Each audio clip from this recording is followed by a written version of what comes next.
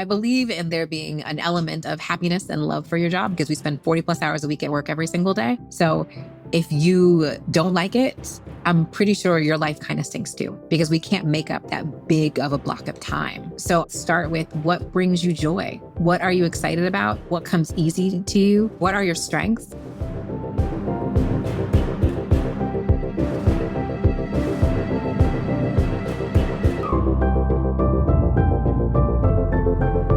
That's Kimberly Brown. She's the founder and CEO of Brown Leadership, a premier learning and development firm where she helps mid-career and senior professionals amplify their brands, accelerate growth, and drive performance. Her best-selling book, Next Move, Best Move, Transitioning into a Career You'll Love, has empowered thousands to take control of their careers with strategy and confidence.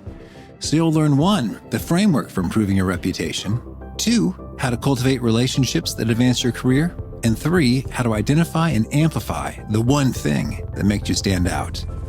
And if you want a quick summary write-up of these actionable takeaways, I recommend you sign up for the free Gold Nugget email newsletter found at awesomeatyourjob.com. I'm Pete Makaitis. This is How to Be Awesome at Your Job. And now, here's Kimberly.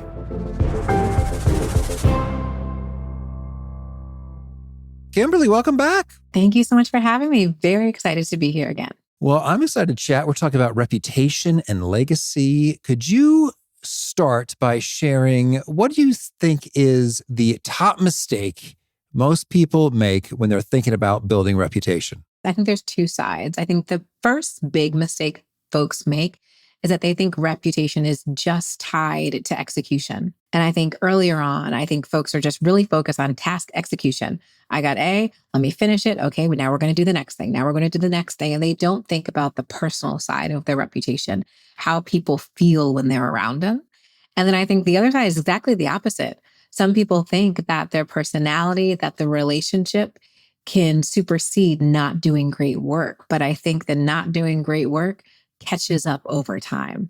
And people are always surprised when that happens. Like, oh, I know, but look, we were so good. Like, I thought we had a great relationship. Like, we get along. But it's like, no, they can't trust you because the work quality is poor. It always ends up being on both sides of the coin that people don't consider bringing both of those together. You have to do great work, but also have the great relationships, and how you make people feel matters in that reputation as well. Tell us more about how we make people feel. It's interesting because I totally know what you mean in that working with some folks is a delight and working with others isn't.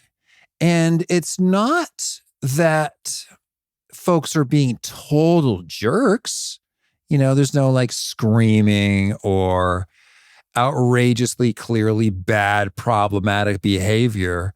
But overall, there are vibes in terms of, I really enjoy being on that team and I really don't enjoy being on that team. So what's behind the vibes? So I think when we break down executive presence, I think that's where it comes in. And again, this is another term that people here don't necessarily know what it is. But when I teach executive presence, I say that it's the gravitas, it's communication, and it's your appearance. And the vibes you're talking about is that gravitas. That's the most confusing part about executive presence. But that gravitas is your approach. It's how you talk to people. It's how you interact. It's how you respond to positive and negative feedback, how you give positive and negative feedback. When I think about someone who really has that gravitas, it brings me all the way back to college. I think she was a provost at the time at the university, and she used to do these meetings with student leaders. And students would come and have these grandiose ideas of all the things they needed to do. And it was the first time I saw someone get turned down, but it felt good. So much like it was clear that she wasn't going to move forward, clear that she didn't like the idea.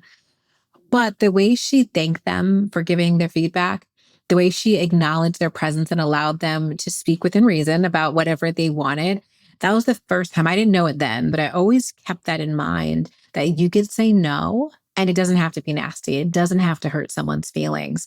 And I think about that in the workplace when we think about how people feel. When I talk about your brand, I think about the moments people have with you. So how do people experience you when you're having a really good day, when you're running late, when you just got terrible feedback and now you have to show up in another meeting, when you are giving feedback to someone who's doing well, someone who's doing poorly, when you are being super casual. Like a lot of folks mess up their reputation sometimes when things get a little casual after hours, happy hours, conferences. I used to do a lot of work with sales organizations, and we used to joke at sales events. It's like, how many people will have their job after this conference? Because when people get casual and alcohol, someone always ends up losing their job because they did too much in front of someone who was super senior who they didn't recognize. So when we think about reputation and how people feel around you, it's like all of those moments that you create related to your work and unrelated to your work. What is their overall feeling in being around you? Well, I'm curious, do you remember what this provost did that made rejections feel just fine? I think it was the acknowledgement. So my master's is in counseling. So that whole like building rapport, reciting back what someone says for clarity, she did that consistently. How she responded to good ideas and bad ideas were exactly the same. A lot of times leaders, when they hear an idea that's bad, they're like, oh yeah, no. But she still gave them the same respect. She acknowledged, thank you for sharing. She recited the idea to make sure she understood it. Sometimes she'd even explain like, well, why this couldn't work. Or other times she would have, if she needed to like wrap the conversation, like, I will get back to you on that. And she always did. She just knew in that form, it probably wasn't the time to go into a deeper explanation. She just always gave people the moment and didn't rush them. I'm thinking of the kookiest things connecting in my brain here. So are you familiar with Nathan Fielder, the comedian? No, I'm not. Well, he's got a show called The Rehearsal. And so it's just thought provoking. And he was exploring how people are interacting in different contexts and specifically in cockpits with co-pilots and why the co-pilot doesn't speak up when the other one's making a terrible error. And so it's comedy, but it's also like kind of high stakes. And so that's what he likes to do. He likes to confuse everybody with what are we doing? But he had a situation where he was seeing how it is possible to reject people, but them to feel okay. And so he is videotaping all this stuff and seeing all of these judges rejecting people for like an American Idol type singing contest. And it's fascinating how it's quite possible to do that. And he had a transformation wherein he gave a little speech about, hey, unfortunately we can't make you move on, but I want to congratulate you because many people have this dream, but they stay in bed. You came out here, you waited in line, Yes. you showed up and it's like, and it was kind of inspiring in terms of that's true. And we all have that ability to take the other perspective and bring some good feelings and some acknowledgement about where folks are coming from and what's great about what they put forward. And it's easy in our busyness to just kind of totally overlook doing that. Every single time. I tell folks so many conversations in the workplace, we just need to slow it down. We just need to slow it down. We don't give, especially tough conversations, the time that's needed to do any of those things. It's always like, oh, nope, on to the next. You did it wrong, fix it. It's due tomorrow, figure it out. And if we give people just a little more time, not every situation is high stakes. I always tell people we're not saving babies all the time. Like the fate of the world is not in our hands 9 times out of 10. Even if we feel like it is, most of the time it's not, unless we're like a doctor, right? So we can slow things down a little bit to give people a little bit more time and give them like a moment to process and feel the feels and then come back to the conversation later. Okay. Well, so can you share with some specific actions that folks who are proactively thinking about their reputation, their legacy, and they want to make it great, what should they do in terms of surfacing these blind spots or some top best and worst practices to implement? Definitely. So number one, I'd start with reviewing all the information you currently have. If you have formal performance appraisals, if you have anything documented, go through and really try to read it with an open mind. But now I will be honest and I'll be candid in that I know some people feel like their performance appraisal process doesn't actually give them the thing. So if you're one of those people, just go right on to step 2. Step 2, I want you to reach out to people who interface with you and your work. And I want you to think about various levels. So I want people who are more senior than you, people who are at the same level, and people that are more junior. Because your reputation could be different at each level of how people see you based upon their experience. And I want you to ask them simple questions. If you can do it in a meeting, even 15 minutes, that's great. Some folks, they may want to do it over email. Some people I've seen do a anonymous Google form just so people can write in, can you describe my brand to you in 3 words? Can you give me an example of a situation that I handled really, really well? Or an example of a situation that I didn't handle so well? Other folks may like to do a start, stop, continue exercise and apply that to themselves. So, what do you need to start doing in your career and in your job? What do you need to stop doing? And what should you continue doing? So, essentially, what are the good things you're already doing? So, when you get your feedback from either, step one, step two, or both, then I want you to sit and really think about, is how you're showing up, is how people describe you congruent with where you'd like to go? One of the things I share with folks is how people describe you needs to be congruent with not only where you are, but aligned with like the next logical step. People need to already see you there. So if it's congruent, you're like, oh, like how I feel like I am, what I want to do, this is aligned, great. If not, we need to understand what those gaps are. And then the last step I'd say is it's time to connect with either a mentor or a coach of some sort if you're really conflicted and not sure what specific moves that you should make. This is a great time to bring all of this data, bring all of this information to a trusted mentor or coach, internal or external to your organization, and really kind of work through what are the specific steps that you can take to rectify any image issues that you have. The secret that I tell folks who I work with is that when there is a gap, we have to think about what are the experiences tied to that gap. So, for example, let's say your reputation is aligned with being really short with your junior level staff. They don't feel like they're coached by you. They don't feel like they know who you are. They don't feel mentored. They just feel like you are a task executor. Do this, get out. Do this, get out. Then you'd want to think about, so what are the moments that I'm interacting with my junior level staff? And how can I provide a different experience in each time I'm interacting with them? So is it giving more time in your one-on-ones? Is it doing a little team outing? Is it scheduling dedicated career conversations? What are the moments you need to kind of change what your image is, change what your reputation is, and then consistently do that, right? Because it's not one time. It's not something you can do one time and everything's great. Someone needs to see consistent improvement in order for your reputation to actually change. I want to zoom in on the simple question part. What are some best practices to make sure that folks actually give us the input and it's actually true and real? That's a hard one, right? And the caveat I'd always say is that every organization has like a different temperament for feedback. So it's best if you have a good relationship with the person and you can really sit down and really position the conversation of, I'm really working on my personal brand and I'm working on bettering my reputation here. I really want to have an open and candid conversation about your experience with me and make sure it's as specific as possible so that I'm able to make some changes. So I think setting the conversation up so someone knows that this is a safe environment for them to provide feedback. This is informal feedback. This is something that you're taking upon yourself. Written feedback sometimes can be hard to get. It's hard. People sometimes don't want a paper trail of saying, like, hey, well, you messed up in this meeting. And in that moment, da da da da da da da. So if you can have a conversation, even if it's like a brief 15 minutes, and try and lead as much as possible with giving them both positive and negative. So what are two characteristics about my brand that you'd say are positive and two characteristics that you feel like need improvement? What is one situation I did really well? What is one situation where I did really poorly? And then kind of dig in. So what was it about that situation where I did poorly? What would you have liked to have seen? What behaviors would have been more helpful for you? So it's kind of giving those follow-up questions to gracefully lead the conversation to get the information that you need. Getting feedback is probably one of the hardest things to get in the workplace, especially really specific, tangible feedback.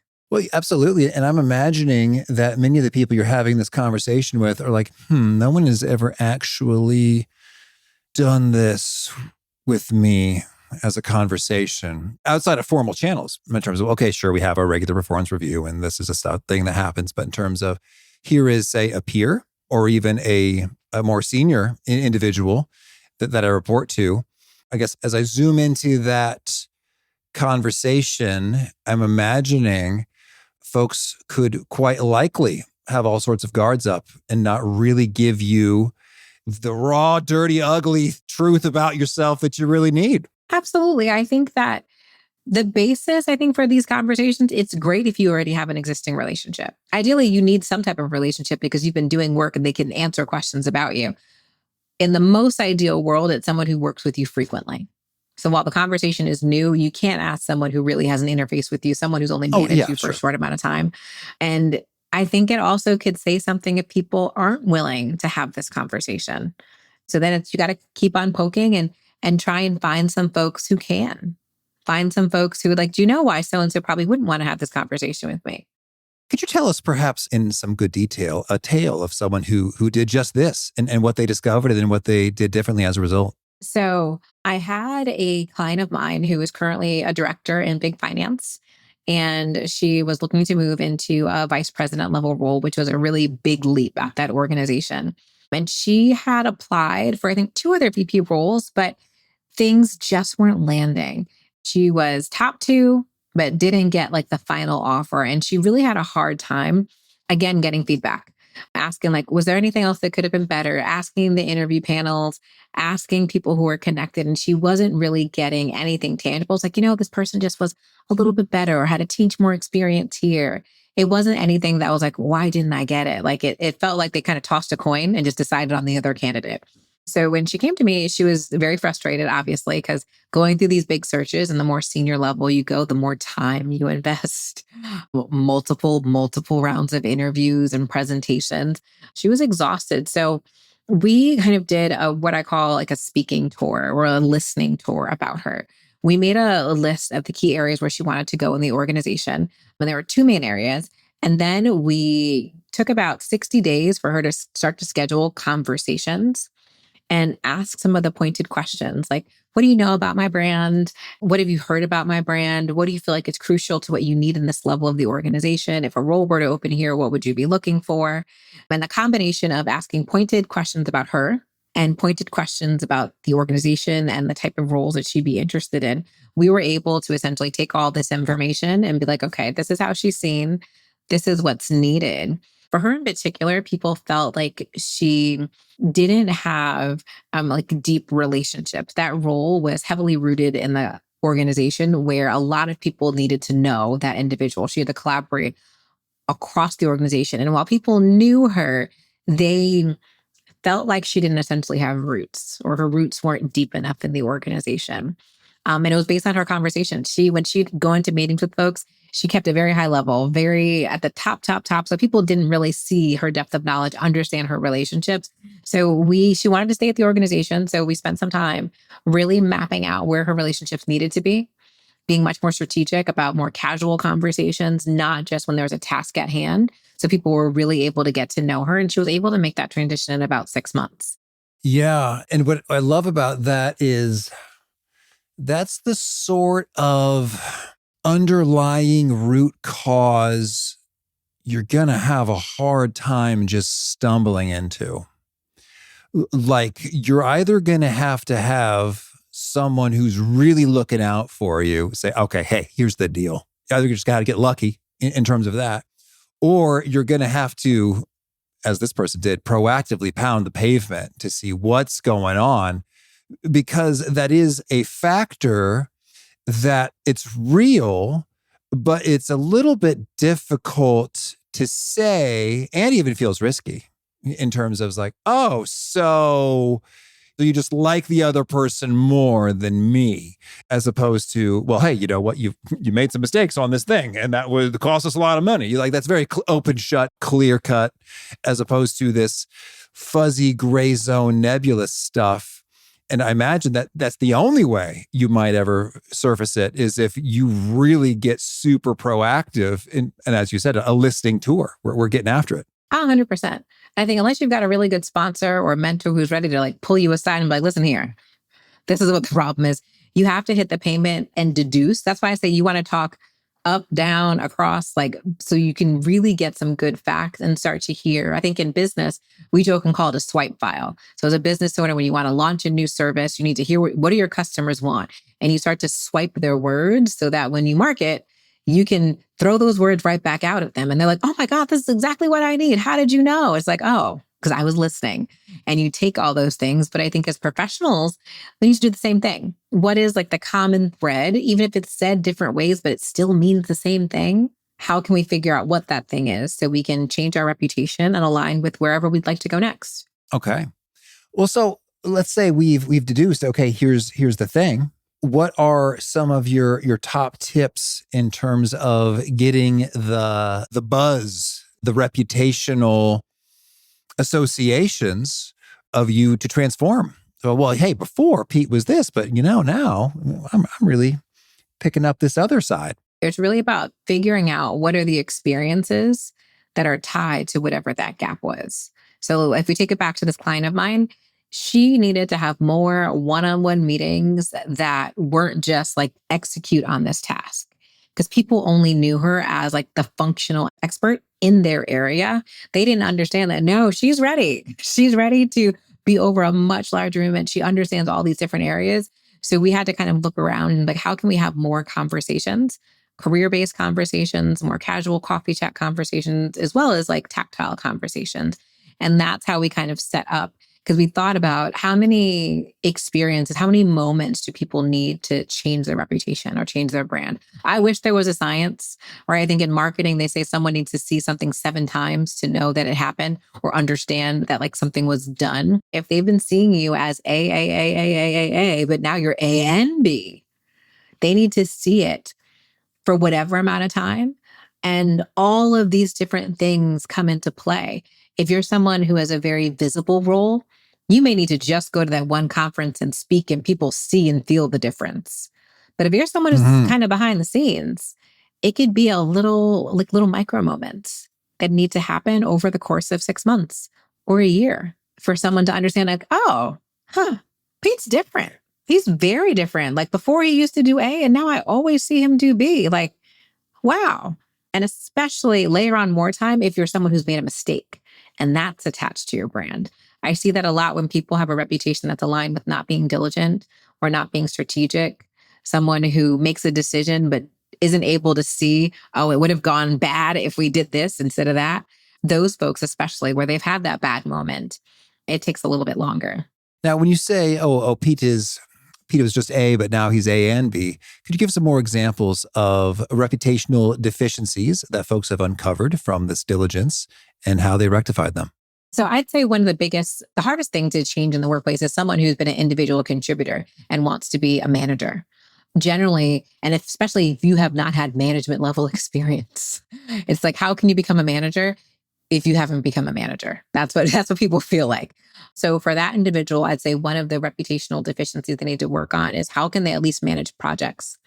How could they manage their workload better? How can they manage cross-functional teams? So maybe they don't have a direct report, but it's people seeing them interact with multiple people across the workplace.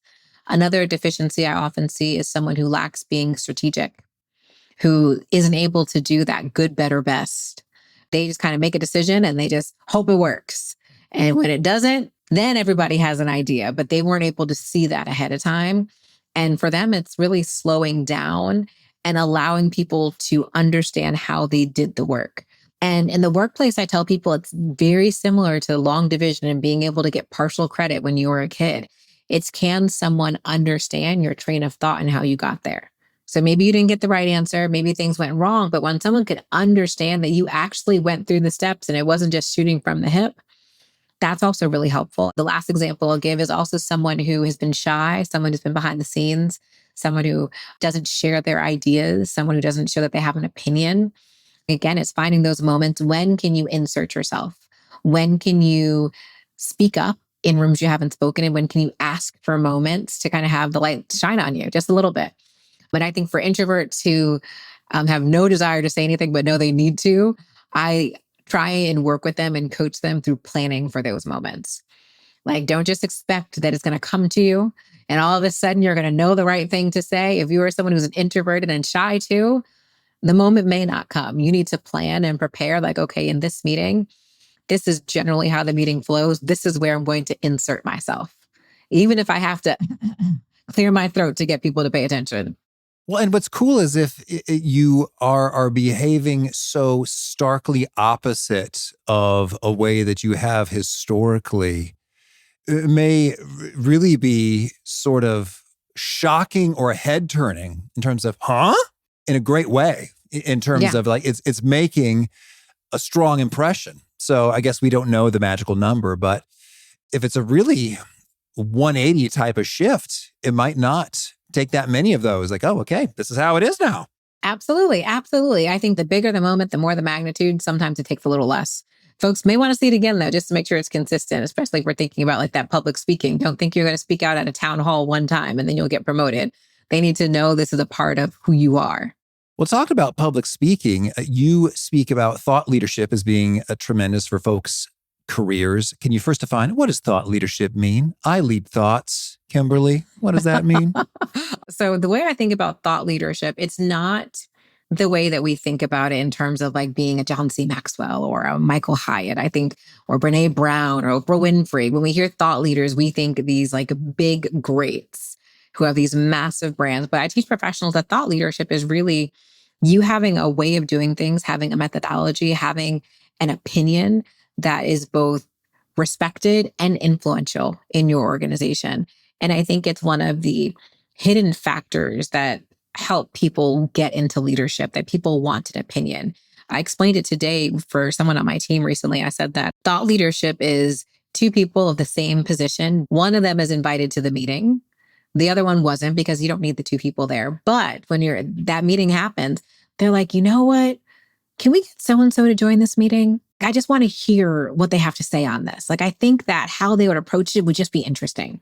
And if those two people are rated the same, both great at their job, it's like, well, why didn't you let person A talk about it? Why wasn't it okay? Because that person was there. But they're like, no, call B. We need to talk to B. Like, we just need to hear what they think. That is generally what thought leadership looks like in the workplace. It's having an opinion, having an approach, having a methodology that people know, like, and trust, and they want more of. And I think it's important that people start to cultivate in a way of doing things that is unique to them, that they can maximize and share. Oh, that's really great. We had Kara Smith Brown on the show, and it's funny, you mentioned these huge names in like John C. Maxwell, Brene Brown. And I think Kara Smith Brown, as far as I could tell, is one of the preeminent thought leaders when it comes to the sales and marketing of B2B logistics related products and services. And so, I mean, there's a niche, and she'll point out that she has a point of view in terms of, she'll say, well, hey, do you own the email address of everybody in your related market? And that's a thing that's kind of unique. Like, huh? What do you even mean? How would we do that? What? And so she's got that. So she's got a niche and she's got a point of view there. And it makes it such that if you're considering sales and marketing related questions in the logistics industry, you very well would say, it'd be great to have Kara in here right about now. And you could have a niche of a niche of a niche in terms of this software platform we're using for this issue in this business. By golly, Kimberly knows the insides and outs of it. So she should probably be in any meeting where we're discussing tinkering with it. It is. Thought leadership is, I think, a combination of a unique viewpoint, or it could also be like a deep knowledge in something. My last corporate job, I served as a director of diversity talent acquisition strategy. It was an inaugural role at a Fortune 100 company in financial services. And I remember if anyone was talking about diversity recruiting, talent acquisition, they would call me. I'd be in one meeting and I'd get a Slack message. Can you leave that meeting to come to this meeting? There was no conversation that happened where I was not called out to speak about it because of my knowledge. And at that time, it was new. It was something that was so important. People were like, oh no, we need you in this. And I would get pulled out to talk about the thing. It didn't matter how big or how small it was. I think it could be knowledge, and it could also just be a point of view. I know for me in the career space, I get called in when people want to talk about building reputation. They want to talk about visibility. They want to talk about being a better leader, being a better manager. That's what people know me for. Everyone has to have like their little thing. Indeed, we do need to have our little thing. And it seems that you're unlikely to have your little thing unless you proactively, thoughtfully try to identify something distinctive and go deep into it. Because I could imagine it'd be quite possible to just be a great team player and say yes to anything and everything that people want your help with. And then what are you known for? Well, kind of nothing. Yeah. I call that being like a Jack or Jill of all trades and a master of none. You're just that go-to person. And I think there's a point where it's good to be that go-to person because you learn a lot of things, you meet a lot of people, you have a lot of great relationships. But I found that those folks have a hard time getting promoted. So if someone has their sights on climbing whatever proverbial corporate, non-corporate, nonprofit ladder, whatever ladder they want to climb, those folks have the most trouble because as you get higher up, people become specialists naturally.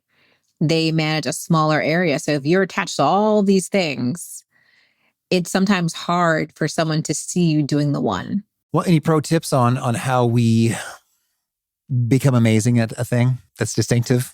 Start thinking with what you like. Start thinking about what you like. Think about what makes you feel good. The title of my book is Next Move, Best Move, Transitioning into a Career You'll Love. And something I always say is that if you love your work, it's a lot easier every single day. And it's not that you have to love it. Like you're like, oh my gosh, I would do this every single day. If I won the lotto, I would still keep the job. But I believe in there being an element of happiness and love for your job because we spend 40 plus hours a week at work every single day. So if you don't like it, I'm pretty sure your life kind of stinks too, because we can't make up that big of a block of time. So I think start with what brings you joy. What are you excited about? What comes easy to you? What are your strengths? I always tell folks, like, imagine if you were building a career where you got to strengthen your strengths every day. Earlier on, I feel like when I worked in higher ed back in the day, when I learned career coaching, we'd always talk about how to address the weaknesses, like talk about the plan for the weaknesses. But I'm like, imagine if you didn't have to work on the weaknesses. Like if they weren't mission critical to your job. Like for me, I am not a data person. If you want to see real tiers, start talking to me about Qualtrics, Excel, SPSS, turning the graph into a chart and bringing it to a deck. Mine doesn't work like that no matter how many tutorials I watch. I have just decided I'll hire someone to do that. Even when I've worked in corporate, I'm like, I need an analyst. Someone who their role is to do this. That's not what I do. But my thing is strategy. I'm really great at making a strategic plan, finding whatever the problem is and building out the roadmap. How can we solve this? Whether it's resourcing, infrastructure, people, what is it that we need to solve this problem? I can build up the plan, resources, and execute it. That is my thing. That's where I spend most of my time. If I had a job, I would never put myself in a position now where I'd be in analytics all day. I'd be miserable. It's also just not my strength. Big thanks to Kimberly for sharing her wisdom with us. And big thanks to our sponsors. Check them out. One sponsor to check out is Taylor. Taylor is an award-winning AI and expert-styled menswear rental subscription service featured in GQ, Vogue, and more. Taylor's mission is to help people look good so they can achieve their personal and professional goals while reducing fashion waste to support a more sustainable future. Some guys are hard to shop for. They seem to have everything. Taylor solves that by offering many style choices. We're talking 20,000 garments, 2,000 styles, 300 brands curated just for them, making it a thoughtful clothing gift that they'll actually wear. I personally really enjoyed how quickly, easily, and delightfully I was cruising through my online style quiz. And with renting, there's no need to worry about shopping, commitment, laundry, or landfill with your clothes. So give the gift of time, convenience, and effortless style. Visit taylor.style and get 10% off Taylor gift cards with the code PODCASTGIFT. That's TAELOR.style and use code PODCASTGIFT for 10% off Taylor gift cards. One sponsor to check out is Vanguard. For all the financial advisors listening, let's talk bonds for a minute. Capturing value in fixed income is not easy. Bond markets are massive, murky, and a lot of firms will just throw a couple flashy funds your way and call it a day. But not Vanguard. Vanguard bonds provide top-grade products across the board. Their lineup includes over 80 bond funds actively managed by a 200-person global squad of sector specialists, analysts, and traders. Vanguard's been in the game for a long time at a scale that gives them a serious edge. They're able to invest across many sectors, maturities, and geographies, spotting opportunities that others might miss. Vanguard takes a steady approach, focusing on reliability and consistency. So if you're looking to give your clients consistent results year in and year out, go see the record for yourself at vanguard.com/audio. That's vanguard.com/audio. All investing is subject to risk. Vanguard Marketing Corporation, distributor. One sponsor to check out is Quince. Quince makes the essentials every guy needs. Mongolian cashmere sweaters for $50, Italian wool coats that look and feel designer, and pants that fit just right. Each piece is made from premium materials by trusted factories that meet rigorous standards for craftsmanship and ethics. Quince delivers luxury quality at a fraction of the price. I have been loving my Quince cashmere beanie this December. I'm reaching for it almost every single day. My whole family is genuinely excited when we see another Quince box appear at the door. And their shipping and returns are wildly fast and easy. So get your wardrobe sorted and your gift list handled with Quince. Don't wait. Go to quince.com/awesome for free shipping on your order and 365-day returns. Now available in Canada too. That's QUINCE.com/awesome.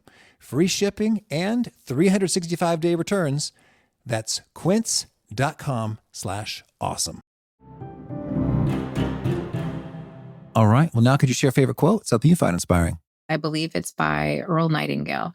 And it says, your problem is to bridge the gap that exists between where you are not and where you'd like to be. And a favorite tool, something you use to be awesome at your job. I'm a little old school. I use a combination of ClickUp and a paper planner. Okay. Is there a key nugget you shared that folks really love and quote back to you often? Create a career that creates opportunities for you. I want professionals to have a career that by the function of who they are, how they show up and what their goals are, opportunities come back to them. It's not always this rat race of applying for the job and trying to get the opportunity and fighting for it, but who you are, your reputation, your level of visibility attracts opportunities that you get to benefit from and enjoy. All right. And if folks want to learn more or get in touch, where would you point them? They can go to KimberlyBeOnline.com or brownleadership.com. Okay. And do you have a final challenge or call to action for folks looking to be awesome at their jobs? I would want them to at least ask one person, what are 3 characteristics they would use to describe how they show up every single day at work? All right. Lovely. Kimberly, thank you. You're very welcome. Thanks for having me.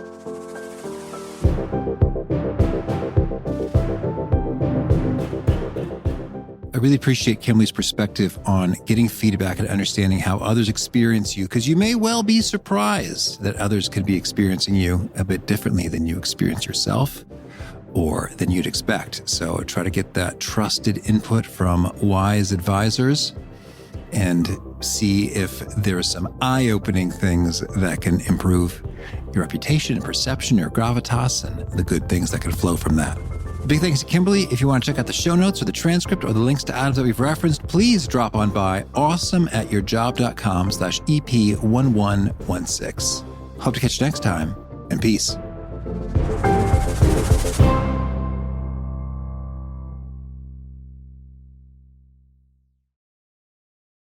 With the state of today's economy, it is more important than ever to invest in products that last for years to come. As the seasons shift and get cooler, make sure your closet is stocked with durable layers that stand the test of time from American Giant. American Giant's clothes work harder and are wearable season after season. Their greatest hoodie ever made is made of the highest quality materials that are cut and sewn right here in the United States. So you're investing right back into your local community. Choosing American Giant means taking a stand for American manufacturing and hardworking Americans, something other mega corporations don't care about. From fleece to knit, all in a range of colors for versatile daily wear, American Giant delivers everyday pieces designed for everyday life. Feel the difference of quality made-to-last clothes from American Giant. Get 20% off your first order with code STAPLE20 at american-giant.com. That's 20% off your first order at american-giant.com with code STAPLE20.